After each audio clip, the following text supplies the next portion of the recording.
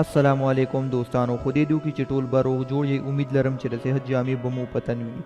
دوستانو، نن زموږ ویډیو د دې په باره کې ده چې ښځه څه ټیم د کور نه بار وځي، نو په دې خبرو باندې دې عمل وکړي، هغې نه پس دې د کور نه بهر وځي.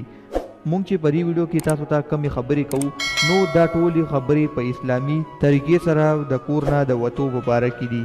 د دې نه مخکې دوستانو چې زه تاسو ته د دې په باره کې نور معلومات درکم، که تاسو زموږ چینل سبسکرایب کړی نه وي نو زموږ چینل سبسکرایب کړئ او په خوا کې ورسره د ټلۍ نشان هم ووهئ چې زموږ همدغه رنګې نوي معلومات د ټولو نه اول تاسو ته در ورسي.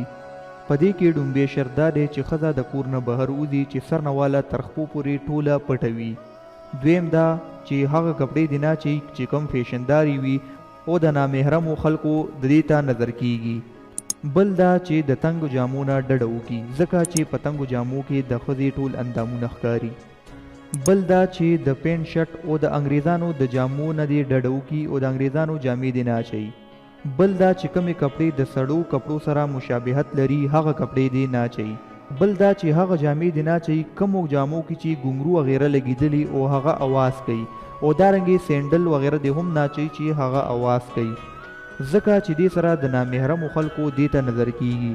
بل دا چې کلم د کور نه وځي د خاون یا د مور پلار نه دی اجازت علي، بغیر د اجازت دې د کور نه بهر نه وځي. بل دا چې سپری یا عطر دې ونه لګوي. بل دا چې په ناز او ادا باندې دې په لاره باندې نه ځي، ځکه چې د نامحرمو خلکو بیا دې ته خیال کیږي. بل دا چې په لاره کې دې د لارې په منځ باندې نه ځي، بلکې د لارې په یو سایډ باندې ځي او خپل نظر دې ښکته ساتي.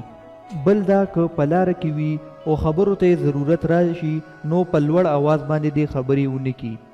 د ضرورت په وخت کې دې د پردو خلکو سره خبرې ونه کړي.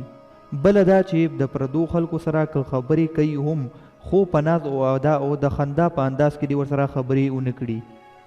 بل دا چې پردو خلکو ته دې عاشقانه نظر سره ونه ګوري.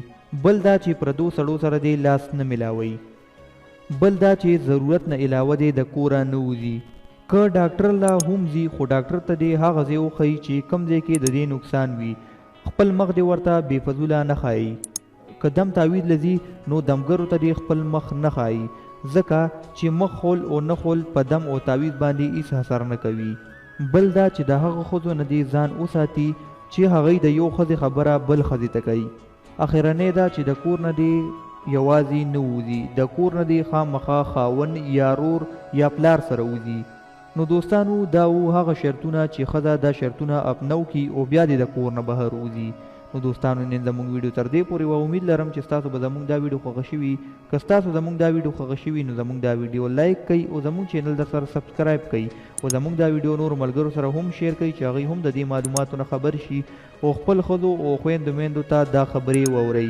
راتلونکي ویډیو پورې د الله په امان.